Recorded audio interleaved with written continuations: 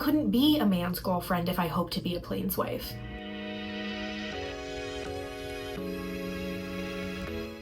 Hi, welcome to my channel. My name is Sarah and I like to talk about books, and today we are talking about Sky Daddy by Kate Fulk, a story about a woman named Linda who is searching for her soulmate in every flight she takes.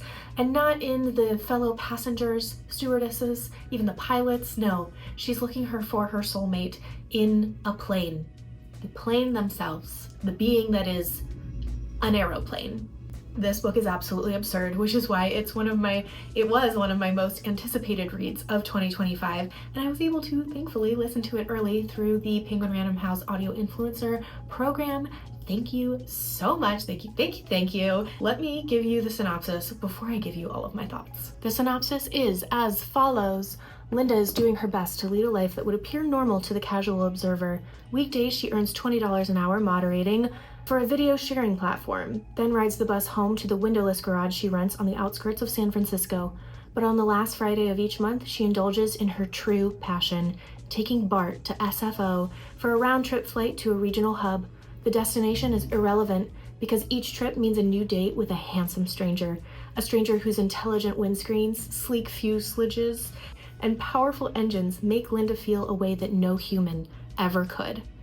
Linda knows that she can't tell anyone she's sexually obsessed with planes, nor can she reveal her belief that it is her destiny to marry one of her suitors, uniting with her soulmate plane for eternity. But when an opportunity arises to hasten her dream of eternal partnership and the carefully balanced elements of her life begin to spin out of control, she must choose between maintaining the trappings of normalcy and launching herself headlong towards a love she's always dreamed of. Both subversive and unexpectedly heartwarming, Sky Daddy hijacks the classic love story, exploring desire, fate, and the longing to be accepted for who we truly are. Now, I have read my fair share of sentient object romances. If you're familiar at all with my TikToks, you know that about me. Books about sentient doors, peeps, pillows, gingerbread men, forks, spoons, knives, really the entire cutlery drawer at this point. One might assume that this book is going to follow suit and be a sentient object romance about planes. That is not this book, though I am sure that book does exist. Actually, you know what, scratch that. I know for sure that Chuck Tingle has a sentient object romance about a plane. I knew Chuck Tingle was gonna come through. I'm gay for my living billionaire jet plane. And then I did find two others that I would consider plane adjacent, but I feel like Linda would probably be insulted by this comparison. But Chuck Tingle also has Helicopter Man Pounds Dinosaur Billionaire Ass, a novel, and Top Horn Turned Gay by the Unicorn Pilots. In case you were clicking on this video, maybe looking for a plane sentient object romance. Maybe there's some recommendations for you to check out. I haven't read them, but it's Chuck Tingle. Once you read one, you kind of know what you're getting into, right? Maybe not. Maybe that'll be the next book I read. I don't know. Sky Daddy is actually a little bit more in line with a story that you might be familiar with, a real life story, that of Erica Eiffel, also known as the woman who married the Eiffel Tower. Mrs. Eiffel is where a lot of people are first exposed to the idea of objectum sexuality, or the attraction to inanimate objects. The situation in Sky Daddy is similar enough that Linda actually does mention the woman who's attracted to the Eiffel Tower. She says when she was younger, she was trying to research more about her attraction to planes, and was trying to look to see if there was anyone like her, and she came across this woman who's attracted to the Eiffel Tower and objectum sexuality as a whole, but she specifically says that she does not relate to this. She does not consider herself part of that community, specifically because Linda believes and knows for a fact that planes have sentience. They are not inanimate objects. They have their own will and their own feelings and thoughts, and Linda is in tune to them. Sorry. Planes are boys, helicopters are children, boats are girls. Linda's rules. You see, Linda had always loved planes. She was always obsessed with planes, always talking about them with her dad, but everything changed for her when she was 13 years old and her family took flight on plane N92823. Everything changed when that plane hit a patch of clear air turbulence and plummeted several feet from the sky. Everyone on board was freaking out, but Linda discovered something about herself that day. She discovered she was sexually attracted to planes, and that the feeling of plummeting from the sky was a feeling of that plane choosing her to be its soulmate.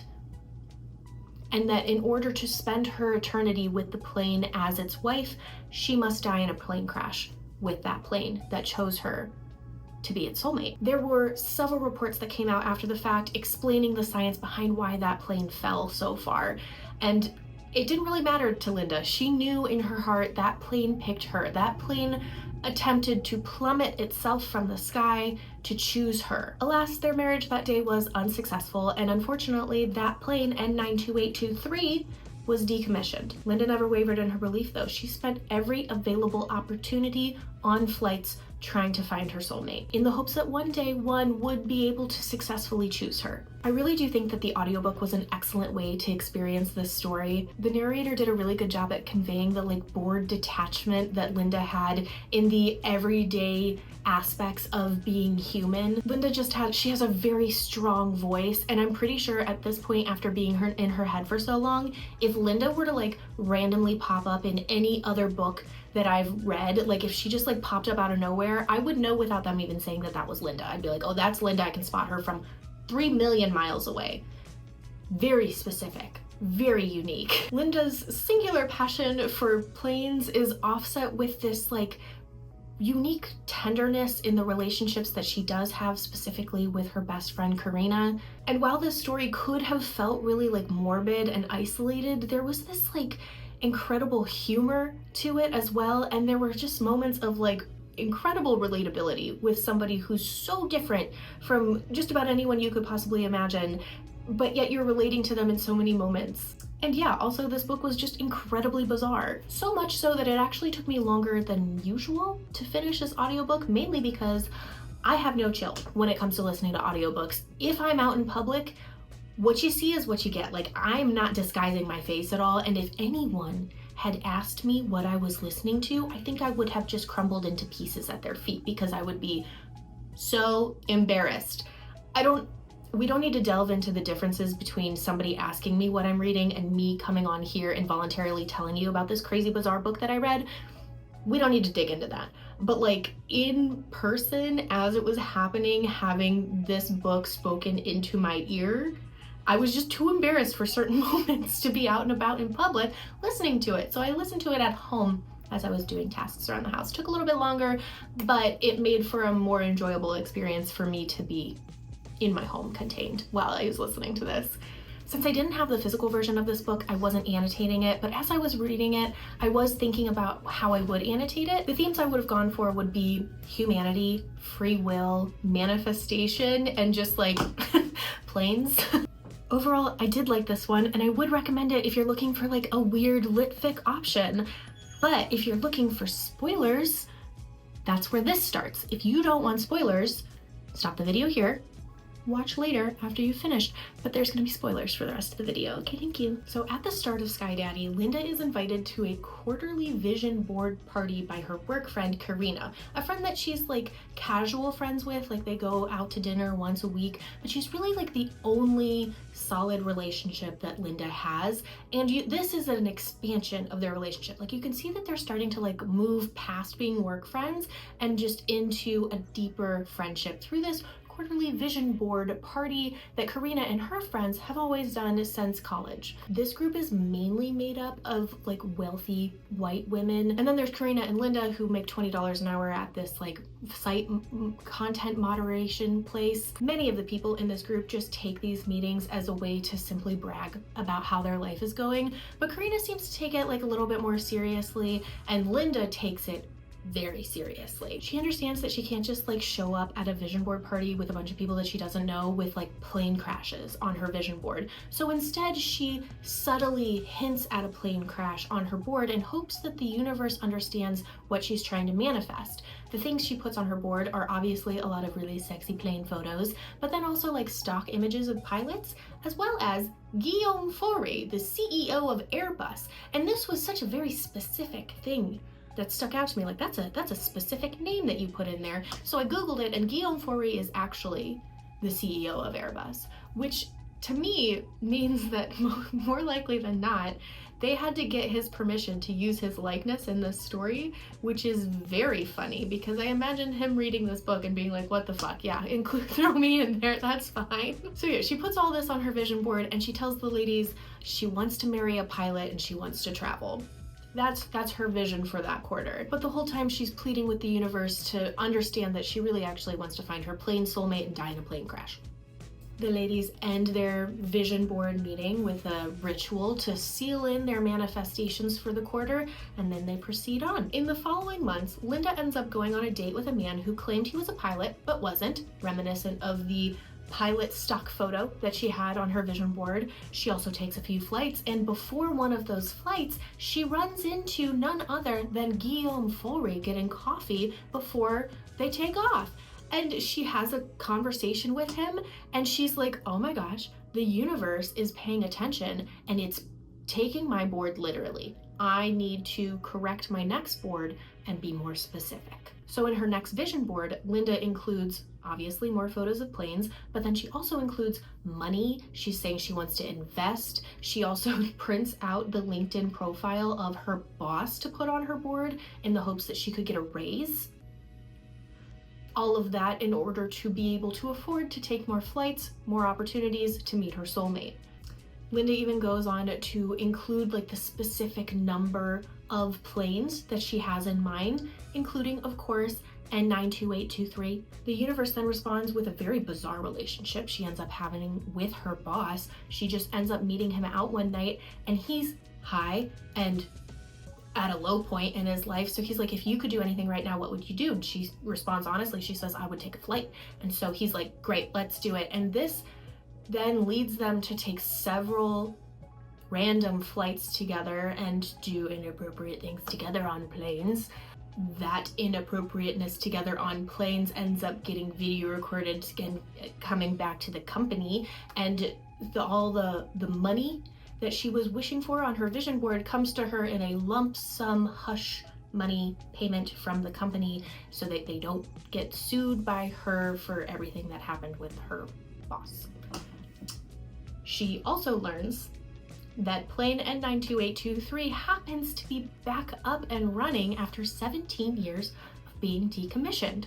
Crazy. This entire time, Linda and Karina are also growing closer as friends. They're moving officially from work friends to just best friends. It turns out that Karina is deathly afraid of flying to the point where it is holding her back from booking the honeymoon that she's always dreamed of. And after she learns that Linda just like frequently flies just for the fun of it, she asks Linda to essentially be like a flight coach for her, to talk her through a flight, to go on a flight with her and help her with her fears. And Linda is very conflicted about this. She sees a lot of unethical conflicts that arise between her going on a flight with Karina, mainly because there's like that sexual aspect for Linda that she doesn't want to unwittingly bring Karina into, but also like the whole point in her flying is that she wants to die in a plane crash and she's worried about taking Karina with her. Ultimately, she does end up deciding to help Karina, and they go through all of these discussions about what they're going to do and kind of easing Karina's fear, and they finally get to the point where they're going to take a flight together. And on boarding the plane, Linda is overwhelmed with this emotion of like, oh my gosh, this is it. This is my moment. Karina can't be here. I have to tell her. And she tells Karina, she's like, listen, this plane is going down. I know it. I know I told you that everything was safe, but I know this plane wants to marry me. And if you want to be my bridesmaid and stay on this plane with me, you absolutely can. But I think that you should know that this plane is going to crash. It's going to come down. And Karina is pissed because she's like, this isn't funny. This isn't a joke. This is a fear of mine. She gets so mad. She storms off the plane before the flight is like, before the doors close, and she gets off. The plane ends up not crashing, but Linda and Karina are on this like weird fight that they're having, like they're not speaking. So this leads to what I'm gonna call the crash out phase for Linda. She presents her final vision board. It is just covered in plane crashes all over the place. And everyone has their own different reaction to it. Some people are like, you know what, good for you, Linda, go for what you want. And everyone else is like, and like Karina at this point, like she comes to the meeting, but they're not on like good terms yet. And she's just kind of like you know what? I can't deal with this. I can't deal with this. So Linda, after the meeting, she leaves her apartment. She takes everything. She abandons everything. She has no job. She has no apartment left. She gets rid of everything, and she takes all of her money and goes on a flight binge, just back to back to back to back flights on plane N92823. She is giving this plane everything she got. She's saying, pick me, choose me, love me, and the plane never crashes, to the point where Linda is then stuck, stranded at an airport, penniless, stinky. She hasn't had a shower in weeks. She hasn't left the airport at all, and she's feeling her lowest low. She's feeling super rejected, and this whole time Karina is trying to get a hold of her. She's like, hey, I'm getting concerned, texting her, calling her, nothing, to the point where Karina then faces her fears. She gets on a plane and she goes to find Linda. She finds her eventually, and they reconcile, and Linda, in her lowest moment, just explains to Karina, this is how I feel about planes. I'm weird, and this is how I feel about planes. And Karina listens to her, and then she accepts it, and she's like, listen, I don't necessarily fully understand what you're about, but I'm accepting you, I'm listening, I understand that you're feeling rejected, and we're gonna get you through it. She gets her a hotel room for the night, gets nice and cleaned up, and then they're gonna get on a plane the next day and go back home. Linda gets on this plane with Karina to go home, and she has overcome with that feeling again. She's like, Karina, I know this plane is gonna go down. And Karina's like, listen, I can't even hear you right now. I know we're getting on this plane. Plane takes off. She's looking out the window. She can see that it's smoking. She can see the plane is smoking. She says she holds Karina's hand as they start to tilt, and she held her hand until she couldn't any longer. And that's how the book ends. Whether or not anyone survived, we don't know. But it sounds like this plane has chosen Linda to be its soulmate. That's crazy.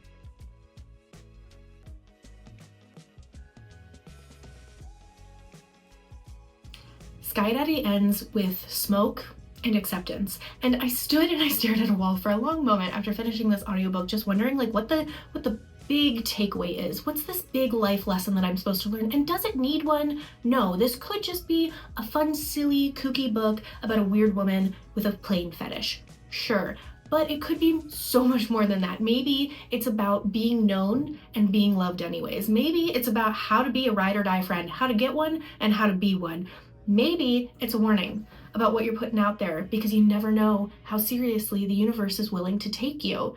It could be all of those things. It could be none of those things. If you've read Sky Daddy by Kate Folk, I would love to hear your thoughts on this whole story, maybe your favorite moments, because there's so many one-liners here that I just know I'm going to be taken with me forever. And I'd love to know your thoughts on the end of this, because it's crazy. It's crazy. Leave me a comment with your thoughts below. I can't wait to talk about this one more with you guys. But I'm going to call it for today. That's going to be it. If you are still here with me at this point, thank you so much for being here today. I hope you have a beautiful, beautiful day.